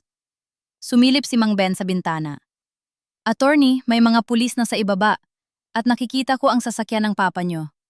Sinusuyod na nila ang bawat sulok ng bundok na ito. Mang Ben, dalhin mo si Lito sa likod ng simbahan. May daanan dyan patungo sa sapa na magdadala sa inyo sa kabilang bayan. Utos ko. Paano kayo, Attorney Elena? Gagawa ako ng diversyon. Kailangan nilang isipin na nasa kabilang direksyon ako. Sabi ko habang kinukuha ang aking maruming jacket. Mang Ben, hawakan niyo ang kamera. Kung ano man ang mangyari sa akin, dalhin niyo yan sa isang media outlet sa Manila. Huwag sa Baguio. Sa Manila kung saan hindi abot ang kamay ng papa ko. Ati, hindi namin kayo maiiwan. Utos ito ng abogado niyo, Mang Ben. Nung umiti ako ng pilit ang aking puso ay punong-puno ng emosyon. Ito na ang huling kaso ko, at kailangang manalo tayo. Matapos ang isang mahigpit na yakap kay Lito, pinanood ko silang maglaho sa dilim ng kakahuyan sa likod ng kapilya. Huminga ako ng malalim. Kinuha ko ang isang luma at basag na cellphone na nakita ko sa basurahan ng simbahan. Binuksan ko ang flashlight nito at inilagay sa tapat ng bintana para magmukhang may tao sa loob. Pagkatapos, dahan-dahan akong lumabas sa gilid ng simbahan at naglakad patungo sa kabilang direksyon, sinasadyang mag-iwan ng mga bakas ng dugo sa mga dahon. Mula sa malayo nakita ko ang aking ama na bumaba sa kanyang sasakyan. Mukha siyang pagod, pero ang kanyang tindig ay puno pa rin ng otoridad. Sa tabi niya nakita ko ang isang pamilyar na muka na nagpabilis ng tibok ng puso ko. Si Marco. Buhay siya. Marumi ang kanyang muka, may benda sa ulo at halatang hapo mula sa pagguho ng tonel. Pero ang gelit sa kanyang mga mata nang tumingin siya sa simbahan ay sapat na para malaman kong wala na siyang ititirang habag para sa akin. Elena, alam kong nandyan ka? Sigaw ni Marco habang itinutok ang kanyang baril sa kapilya. Lumabas ka na kung ayaw mong sunugin ko ang simbahang ito? Nakatago ako sa likod ng isang malaking puno na kamasid. Alam ko na ang bawat segundo ay mahalaga para kina Mang Ben. Pero sa sandaling iyon, may napansin akong kakaiba. Sa likod ni Marco may isang lalaking nakauniforme ng pulis na may iniabot sa aking ama. Isang itim na folder. Ang folder na yon, pamilyar sa akin. Iyon ang ledger na hinahanap namin. Biglang magbago ang plano ko. Hindi lang ako basta tatakas. Kukunin ko ang ledger na yon bago nila ito masunog. Dahil ang katotohanan ay hindi lang dapat marinig. Kailangan itong mahawakan. Habang papalapit sila sa kapilya, dahan-dahan akong gumapang patungo sa likod ng sasakyan ni Papa. Ang panganib ay nasa bawat hininga ko, pero ang katarungan ay mas malapit na kaysa kailanman. Ang amoy ng gasolina at basang lupa ay humahalo sa malansang amoy ng sarili kong dugo. Habang nakadapa ako sa ilalim ng makakapal na damo, ilang metro lamang ang layo mula sa sasakyan ni Papa, naramdaman ko ang bawat panghinginig ng aking kalamnan. Ang bawat tibok ng aking puso ay tila sumasabay sa yabag ng mga bota ng pulis na papalapit sa pintuan ng kapilya. Pasukin ang loob na yun na! Buliw ni Marco. Ang boses niya ay basag puno ng poot at pagmamadali. Napanood ko ang 4 na pulis na sumipa sa pintuan ng kapilya. Sa sandaling iyon ang atensyon ng lahat, pati na ni Papa na nakatayo sa tabi ng driver's seat, ay nakatuon sa loob ng simbahan. Ito na ang pagkakataon ko. Gumapang ako ng dahan-dahan. Tinitiis ang hapdi ng aking balikat na tila muling binubuksan ng bawat paggalaw ko. Nang marating ko ang likurang bahagi ng itim na SUV, mabilis kong binuksan ang pintuan sa likod. Swerte ko na hindi ito nakalock. Doon sa ibabaw ng leather na upuan, nakita ko ang itim na folder. Ang ledger na naglalaman ng lahat ng maruming sikreto ng Cordillera Crown at ng Pamilya Marquez. Nanginginig ang aking mga kamay nang hawakan ko ang folder. Pero bago ko pa ito makuha ng tuluyan, isang tunog ng pagkasanang baril ang narinig ko sa mismong likuuran ko. Sinasabi ko na nga ba, hindi mo talaga kayang lumayo, Elena. Nanigas ako. Dahan-dahan akong lumingon at nakita ko si Marco. Hindi siya pumasok sa loob ng simbahan. Pinanood niya ako. Ang kanyang mukha ay may mga gas-gas mula sa gumuho na tunnel at ang kanyang mga mata ay tila sa isang hayop na handang pumatay. Ibigay mo sa akin ang folder, Elena, mahina hong sabi ni Marco. Pero ang dulo ng kanyang baril ay nakatutok sa gitna ng aking no. Huwag na nating tapusin ito sa madugong paraan. Alam mong mahal kita pero mas mahal ko ang kalayaan ko. Kalayaan? Huminga ako ng malalim pilit na itinatago ang takot. Ang kalayaan mo ay nakatayo sa ibabaw ng bangkay ng accountant Marco at sa buhay ni Tomas Alonzo na ninakaw mo. Hindi ka malaya. Bilanggo ka ng sarili mong krimen. Walang tao rito, empty ang kapilya. Sigaw ng isang pulis mula sa loob. Lumingon si Papa patungo sa amin. Ang kanyang muka ay namutlan nang makita niya akong hawak ang folder habang si Marco ay nakatutok ang baril sa akin. Marco, ibaaba mo ang baril na yan, sigaw ni Papa. Ang boses niya ay puno ng takot na hindi ko pa narinig kailanman. Anak ko ang kaharap mo. Tito Vicente, kukunin niya ang ledger kapag nakalabas ang impormasyong yan. Lahat tayo ay tapos na, sagot ni Marco nang hindi inaalis ang tingin sa akin.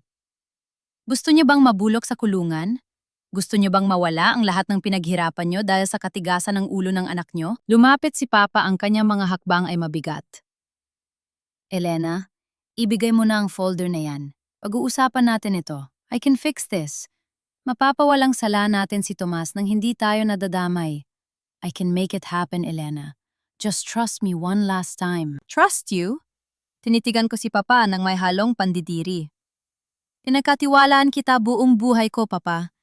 Akala ko ikaw ang bida sa kwento ko. Pero ikaw pala ang halimaw na nagturo sa akin kung paano maging bulag. Ang perang pinalaki mo sa akin, ang bawat butil ng kanin na kinain ko, lahat iyon ay ninakaw mo sa mga taong walang laban. Binuksan ko ang folder sa harap nila.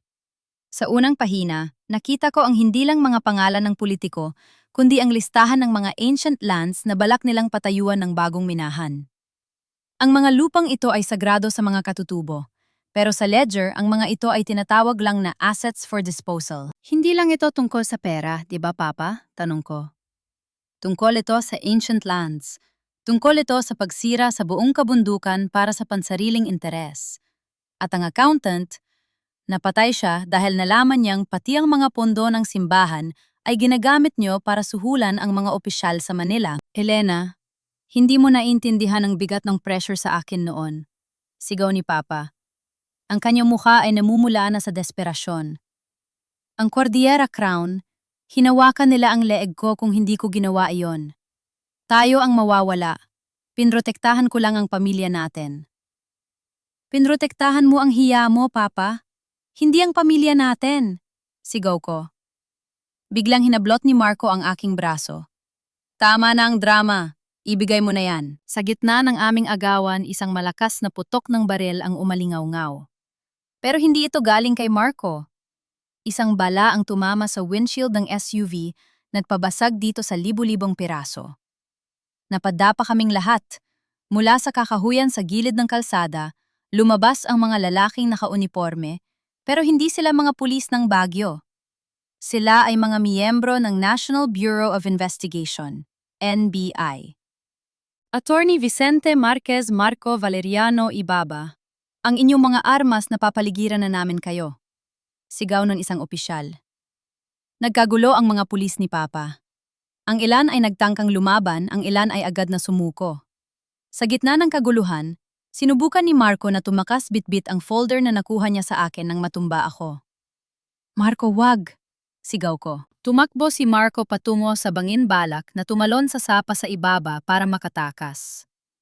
Pero bago pa siya makarating, humarang si Papa sa harap niya. Ibigay mo sa akin ang folder, Marco. Ako ang bahala rito, sabi ni Papa. Umalis ka sa daan, matanda. Bulyaw ni Marco, itinutok ang baril sa sarili niyang mentor. Hindi ako sasama sa pagbagsak niyo. Doon ko nakita ang katotohanan sa mga mata ni Marco. Wala siyang katapatan kanino man. Ginamit niya si Papa gaya ng paggamit niya sa akin. Ang ambisyon niya ay mas malaki kaysa sa anumang relasyon. Marco, please! Ang boses ni Papa ay naging pabulong. Para siyang biglang tumanda ng 10 taon. Huli na, Tito. Itinaas ni Marco ang baril.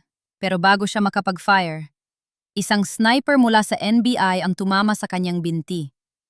Napasigaw si Marco at binitawan ang baril pati na ang folder. Ang mga papel sa loob ng ledger ay nagliparan dahil sa hangin mga ebidensya ng korupsyon na tila mga puting ibong naghahanap ng hustisya sa langit. Mabilis na dinaluhong ng mga agent si Marco at pinusasan siya. Si Papa naman ay nanatiling nakatayo nakatingin sa mga nagliliparang papel. Dahan-dahan siyang lumuhod, hindi dahil sa utos ng NBI, kundi dahil sa bigat ng kanyang pagkatalo. Lumapit ako kay Papa. Ang aking balikat ay hindi na tumitigil sa pag-agos ng dugo at ang paningin ko ay unti-unti nang lumalabo. Tapos na, Papa, bulong ko habang nakatingin sa kanya. Tumingin sa akin si Papa. Wala nang galit sa kanyang mga mata, tanging pagsisisi na huli na para itama. Elena, anak, patawarin mo ako. Yon ang huling salitang narinig ko bago ako tuluyang bumagsak sa damuhan. Ang huling nakita ko ay ang pagdating ni Mang Ben at Lito kasama ang mga agent ng NBI. Ligtas sila. Ligtas ang kamera. Ligtas ang katotohanan. Habang hinihila ako ng dilim, naramdaman ko ang lamig ng hangin ng Baguio. Pero sa pagkakataong ito, hindi ako giniginaw. Dahil sa wakas ang putik sa aking gown, sa aking pagkatao, ay tuluyan ng nahugasan ng katotohanan. Pero bago ako tuluyang mawalan ng malay, may isang bagay na bumabagabag sa akin. Sa gitna ng mga nagliliparang papel sa hangin, may isang dokumentong hindi ko inaasahan. Isang dokumento na may lagda ni Mama. Anong kinalaman ni Doña Alicia sa lahat ng ito? Puting kisame, amoy ng gamot at sanitizer. Ang mahinang tunog ng heart monitor na sumasabay sa mabagal na tibok ng aking puso. Iminulat ko ang aking mga mata at agad na sinalubong ng nakasisilaw na liwanag ng Baguio General Hospital. Sinubukan kong gumalaw pero isang matalim na hapdi sa aking balikat ang nagpaungol sa akin. "Huwag ka munang kumilos, Attorney Elena." Isang malambot na boses ang narinig ko, si Mang Ben. Nakaupo siya sa tabi ng kama ko. Maayos na ang suot at mukhang nakapahinga na. Sa tabi niya ay si Lito na mahimbing na natutulog sa isang maliit na sofa. Nasaan sila? Pabulong kong tanong. Ang lalamunan ko ay tuyong-tuyo. Nasa ilalim ng kustodiya ng NBI ang papa mo at si Marco, attorney. Sagot ni Mang Ben habang pinapainom ako ng tubig gamit ang straw. Dinala sila sa Manila para doon imbestigahan. Ang balita ko, nagtuturo na si Marco para mabawasan ang hatol sa kanya. Pero ang papa mo, nananatiling tahimik. Huminga ako ng malalim. Ang bigat sa aking dibdib ay hindi nawala, bagkus ay tila mas lalong bumigat. Naalala ko ang mga nagliliparang papel sa hangin bago ako nawala ng malay. Ang lagda ni Mama. Mang Ben, ang mga dokumentong nakuha ng NBI, nasaan ang mga iyon? Hawak na ng mga otoridad, attorney. Pero bago nila kinuha ang lahat, may isang folder na iniabot sa akin ng isang agent. Sabi niya gusto mo raw makita ito. Kinuha ni Mang Ben ang isang envelope mula sa kanyang bag at inilapag sa aking kandungan. Nanginginig ang aking kanang kamay habang binubuksan ang envelope. Ito ang mga dokumentong lumipad mula sa ledger. Binasa ko ang bawat detalye.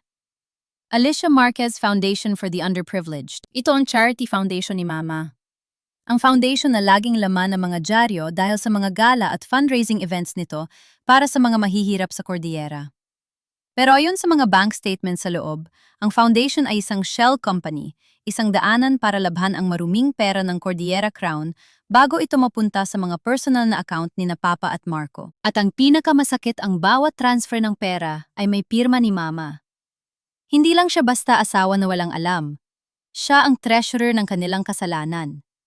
Biglang bumukas ang pinto ng aking kwarto. Pumasok si Doña Alicia. Wala na ang kanyang mga mamahaling alahas at ang kanyang mukha ay halatang pagod, pero ang kanyang tindig ay puno pa rin ng mapagmataas na aura. "Mang Ben, maaari mo ba kaming iwan muna ng anak ko?" Malamig na utos ni Mama. Tumingin sa akin si Mang Ben, tila nagtatanong kung ayos lang ako. Tumango ako ng bahagya. Lumabas siya kasama si Lito. Iniwan kaming dalawa sa loob ng silid na punong-puno ng hindi masabing pighati. "Akala ko ay masaya ka na, Elena," simula ni Mama habang lumalapit sa dulo ng aking kama. "Nakuha mo na ang gusto mo. Ang papa mo ay nasa kulungan. Ang fiancé mo ay tinatratong kriminal. Ang pangalan ng mga Marquez ay kinaladkad na sa putik ng buong Pilipinas. Bakit, ma? Tinaas ko ang mga dokumento. Bakit kailangang gamitin ang pangalan ng charity para sa nakaw na pera? Alam mo ba kung ilang pamilya ang namamatay sa gutom, habang ang foundation mo ay naglilipat ng milyon-milyon sa bangko? Ginawa ko yon para sa atin, sigaw ni Mama. Ang kanyang boses ay bumasag sa katahimikan ng ospital. Sa tingin mo ba ay madaling mapanatili ang buhay na kinalakhan mo? Ang mga damit mo, ang mga sapatos mo, ang bawat party na pinuntahan mo. Lahat yon ay nangangailangan ng pera. Pinrotektahan ko lang ang status natin. Status. Napangiti ako ng mapait habang tumutulo ang luha sa aking mga mata. Status kapalit ng buhay ni Tomas Alonso. Status kapalit ng lupa ng mga ninuno ni Mang Benma. Kailan pa naging mas mahalaga ang tingin ng ibang tao kaysa sa sarili nating kaluluwa? Wala kang alam sa hirap ng mundong. Kinabibilangan natin, Elena, galit na sabi ni Mama. Ang akala mo ba ay madaling maging asawa ng isang tanyag na abogado? Kailangan kong maging perpekto. Kailangan nating magmukhang matagumpay para respetuhin tayo. At nayon ay wala na lahat. Sinira mo ang lahat para sa ano? Para sa katarungan ng mga taong bukas ay makakalimutan din ang pangalan mo. Hindi ko ito ginawa para pasalamatan nila ako, Ma. Mahinahon pero madiin kong sagot. Ginawa ko ito dahil hindi ko na kayang sikmurain ang bawat subo ng pagkain na alam kong galing sa nakaw. Mas gusto ko pang maging mahirap na may malinis na konsensya kaysa maging Doña Alicia Marquez na nabubuhay sa kasinungalingan. Lumapit si Mama at tiningnan ako ng diretso sa mata. Wala akong nakitang pagsisisi, tanging pot lamang. Mula sa araw na ito, Elena, huwag mo na akong tatawaging ina. Wala akong anak na sisira sa sarili niyang pamilya. Ituring mo na, patay na ako, gaya ng pagpatay mo sa dangal ng mga Marquez. Ma, wag mong sabihin yan. Huwag mo akong hawakan, tabig niya sa kamay ko. Magsama kayo ng mga hampaslupa mong kaibigan. Tandaan mo ito, Elena. Ang katotohanan na ipinaglalaban mo ay hindi magbibigay sa iyo ng pagkain sa lamesa. Malalaman mo rin kung gaano kalamig ang mundo kapag wala ka ng apelidong maipagmamalaki. Tumalikod siya at naglakad palabas ng kwarto. Ang bawat yabag ng kanyang sapatos ay tila huling pako sa kabaong ng aming pamilya. Naiwan akong mag-isa sa dilim. Ang puso ko ay tila pinipiga sa sakit. Nawalan ako ng ama, nawalan ako ng fiancé, at nayon, itinakwil ako ng sarili kong ina. Pero sa gitna ng aking pag-iyak, naramdaman ko ang isang maliit na kamay na humawak sa akin. Iminulat ko ang aking mga mata at nakita ko si Lito. Gising na siya at ang kanyang mga mata ay puno ng pag-unawa na hindi dapat taglay ng isang bata. Attorney Elena, huwag na po kayong umiyak, bulong ng bata. Sabi ni Lolo Ben, ang sugat daw ay humahapdi bago gumaling. Pero ang mahalaga, hindi na tayo kailangang magtago. Niyakap ko si Lito ng mahigpit gamit ang kaisa-isang braso na kaya kong igalaw. Sa labas ng bintana, ang araw ay dahan-dahang sumisikat sa kabundukan ng Baguio. Ito na ang simula ng aking bagong buhay. Isang buhay na walang yaman, walang kapangyarihan, at walang marangyang apelido. Pero sa unang pagkakataon sa loob ng 36 na taon, nararamdaman ko ang tunay na kapayapaan. Ang kaso ni Tomas Alonso ay muling bubuksan. Ang mga lupain ng Cordillera ay sisimulang ibalik sa mga tunay na may-ari. At ako ay magsisimula muli hindi bilang anak ni Vicente Marquez, kundi bilang Elena, ang tagapagtanggol ng katotohanan. 2 buwan na ang lumipas mula nung huli kong makita ang aking ina sa ospital. Ngayon, wala na ako sa mansyon sa Wright Park. Nakatira ako sa isang maliit na paupahang silid, malapit sa palengke isang silid, na dati ay hindi ko man lang titignan. Pero ngayon ay tinuturing kong palasyo ng aking kalayaan. Ang aking balikat ay may peklat na paalala ng bala ni Marco. Pero ang mas malalim na sugat ay ang sa aking puso na unti-unti nang naghihilom. Attorney Elena, heto na po ang kape nyo, sabi ni Lito, habang inilalapag ang isang plastic na baso sa aking lamesang gawa sa plywood. Salamat Lito, handa ka na ba? Tanong ko. Ngumiti ang bata. Suot niya ang isang bagong polo shirt na binili ko mula sa aking huling ipon. Nayon ang araw ng huling pagdinig para sa petition for habeas corpus at retrial ni Tomas Alonso. Dahil sa mga ebidensyang nakuha mula sa kamera ni Mang Ben at sa ledger ng Cordillera Crown, mabilis na kumilos ang Department of Justice. Pagdating namin sa Hall of Justice ng Baguio, sinalubong kami ng mga reporter at mga realistang may hawak na mga karatula hustisya para kay Tomas Alonso at panagutin ng mga Marquez. Dati ako ang bida sa mga ganitong tagpo. Ngayon ako ang babaeng tinitignan ng may halong pait at pagdududa. Pero hindi ko ikinahiya ang aking sarili. Itinaas ko ang aking no at naglakad papasok. Sa loob ng korte nakita ko si Papa. Nakasuot siya ng orange na t-shirt ng bilanggo. Ang kanyang buhok ay pumuti na ng husto at ang kanyang muka ay tila isang tuyong dahon. Sa tabi niya ay si Marco na may mga posas pa rin at laging nakayuko iniiwasan ang bawat sulyap ng mga tao. Pumasok si Tomas Alonso sa silid. Mas lalo siyang pumayat at ang bawat ubo niya ay tila nanggagaling sa kailaliman ng kanyang dibdib. Nang makita niya ako, tumango siya, isang turing na puno ng paggalang na higit pa sa anumang medalya na natanggap ko. Tumayo ang lahat. Ang kagalang-galang na huwes ay narito na, anunsyo ng clerk of court. Nagsimula ang pagdinig. Dahil suspendido pa rin ang aking lisensya, nakaupo lang ako sa gallery. Ang lead counsel ni Tomas ay si Attorney Gabriel, isang batang lawyer mula sa Public Attorney's Office na tinulungan ko sa paghahanda ng mga dokumento. Your Honor, nais naming ipresenta ang digital evidence mula sa kamera ni Ginong Benjamin Santos, panimula ni Attorney Gabriel. Dito ay malinaw na makikita na si Marco Valeriano ang bumaril sa accountant habang si Attorney Vicente Marquez ay naroon upang saksihan ang krimen at hindi ito pinigilan. Ipinakita ang mga litrato sa malaking screen. Ang katahimikan sa korte ay nabasag ng mga bulong ng gulat. Doon sa screen ay ang malinaw na mukha ni Marco habang hawak ang baril at si Papa na nakatayo malapit sa itim na SUV. Tiningnan ko si Papa. Pumikit siya tila tinatanggap na ang kanyang kapalaran. May sasabihin ba ang panig ng depensa? Tanong ng huwes. Tumayo ang abogado ni Papa, pero bago pa ito makapagsalita, tumayo si Papa mismo. Your Honor, nais ko pong magpahayag.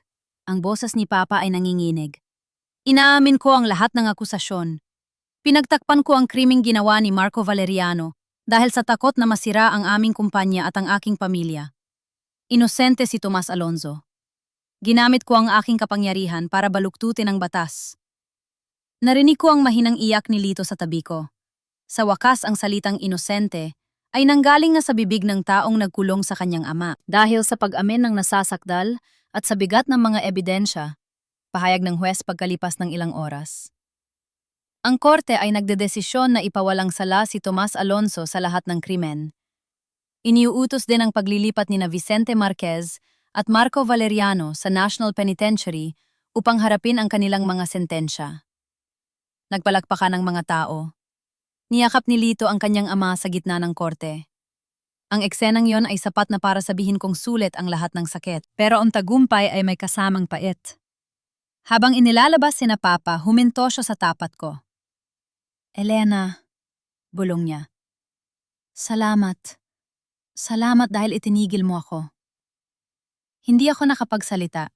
Hinawakan ko lang ang kanyang kamay sa huling pagkakataon bago siya tuluyang hilahin ng mga gwardiya. Alam ko na maaring hindi ko na siya makitang buhay sa labas ng rehas. Paglabas namin ng korte, nilapitan ako ni Tomas. Attorney Elena, hindi sapat ang salamat para sa ginawa niyo. Binigyan niyo ako ng pagkakataong makasama ang anak ko bago ako mawala. Huwag kayong magsalita ng ganyan, Tomas. Magpagaling kayo, sabi ko. Umiling si Tomas. Alam ko ang katawan ko, attorney. Ang mga minahan, kinuha na nila ang hininga ko. Pero ang mahalaga, mamamatay akong may dangal. Kinabukasan, lumabas ang desisyon ng IBP Integrated Bar of the Philippines. Dahil sa aking naging papel sa paglalantad ng korupsyon, hindi nila tuluyang tinanggal ang aking lisensya.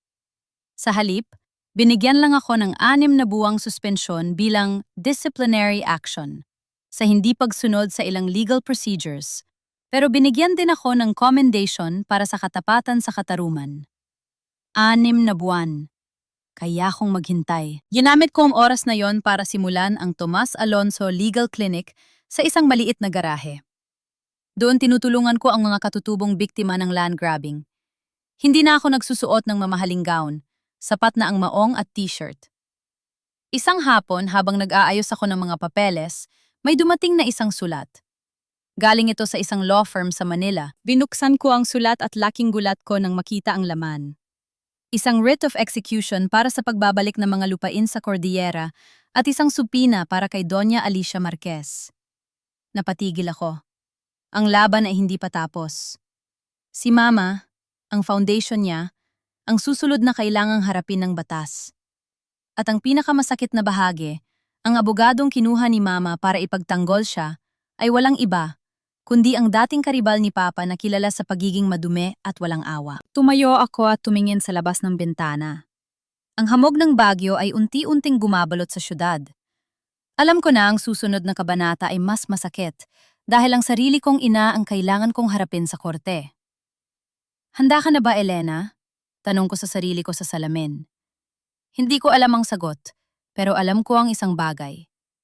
Ang katarungan ay hindi tumitigil sa pintuan ng ating tahanan. 3 buwan matapos ang paglaya ni Tomas Alonso ang hangin sa Baguio, ay naging mas malamig tila nakikiramay sa bigat ng mga huling sandali. Nakaupo ako sa tabi ng kama ni Tomas sa loob ng isang maliit na hospice room. Ang tunog ng oxygen concentrator ang tanging nagbabasag sa katahimikan ng silid. Attorney Elena, mahinang tawag ni Tomas. Ang kanyang boses ay tila isang pabulong na hangin.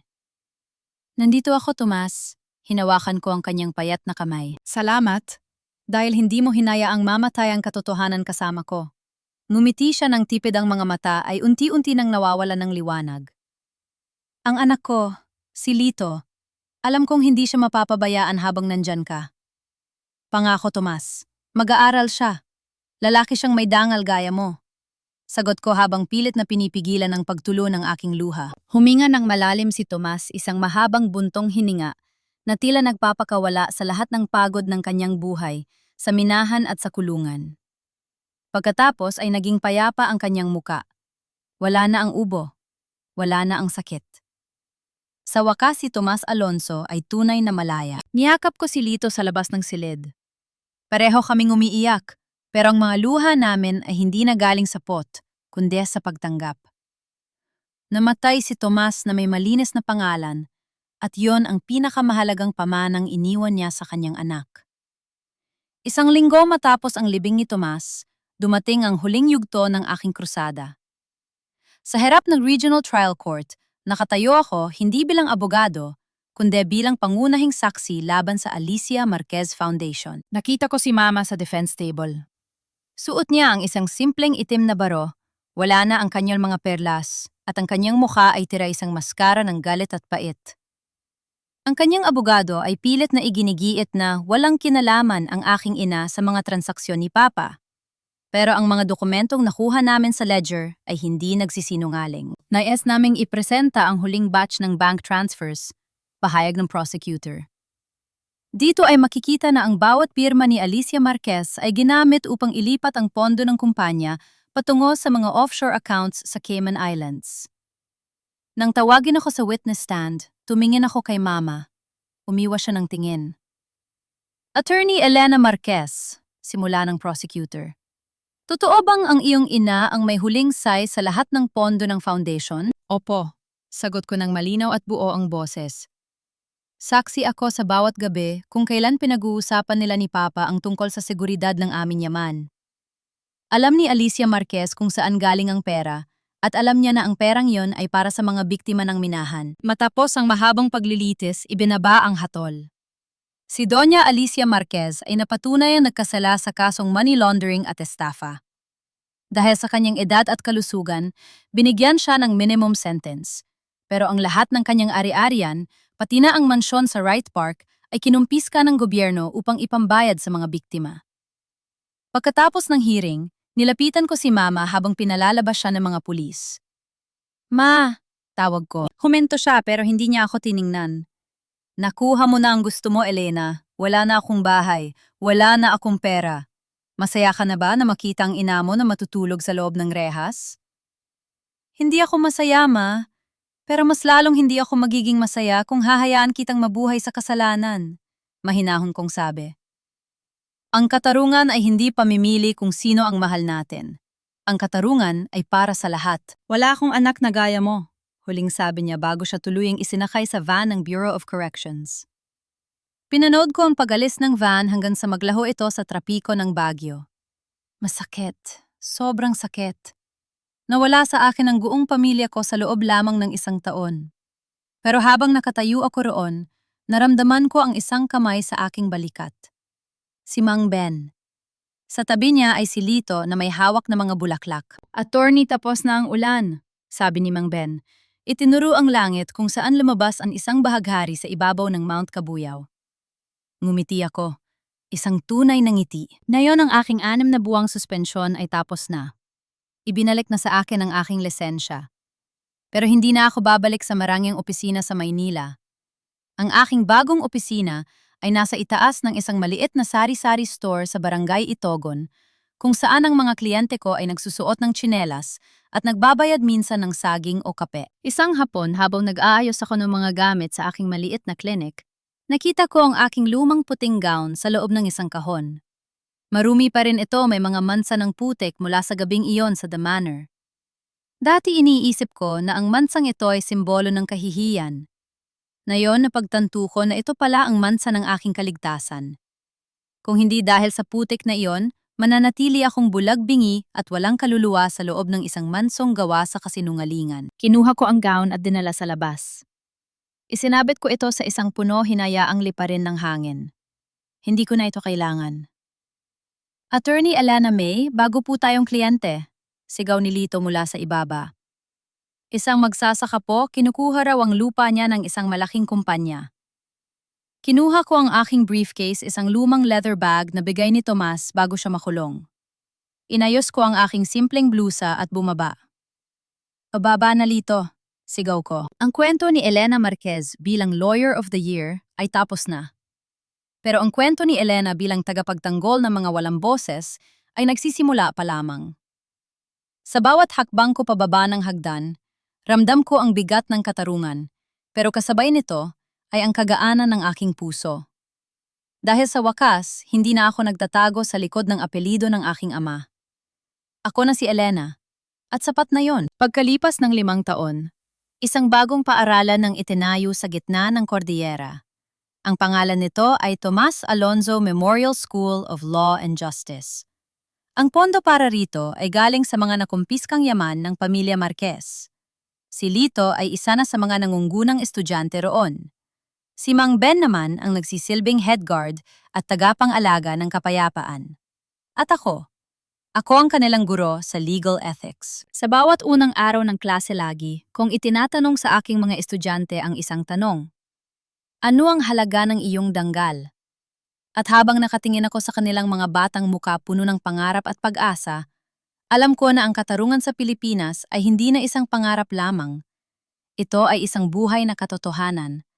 Isang katotohanang handa naming ipaglaban, anuman ang mansa na idulot nito sa aming mga damit. Dahil ang tunay na kagandahan ng isang abogado ay hindi nakikita sa kintab ng kanyang gown, kundi sa dumi ng kanyang mga kamay mula sa pabhukay ng katotohanan para sa mga taong kinalimutan ng mundo.